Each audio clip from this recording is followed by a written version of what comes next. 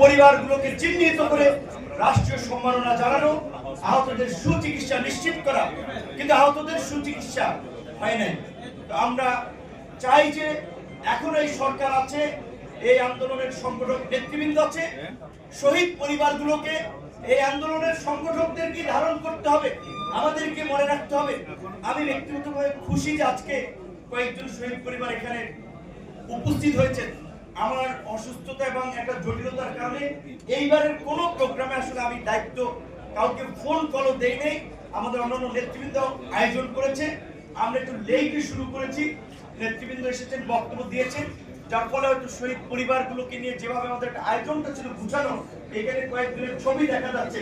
দেখেন এই যে ডাউন সাইডে এই ছেলেদের বয়স কত, 20 থেকে 25 বছরের মধ্যে যে এই যে 5 জন ছাত্র, ডান পাশে 4 জনের ছবি দেওয়া আছে, তাদেরও বয়স এইরকম 20 থেকে 25-এর মধ্যে, একজন এত বেশি হতে পারে।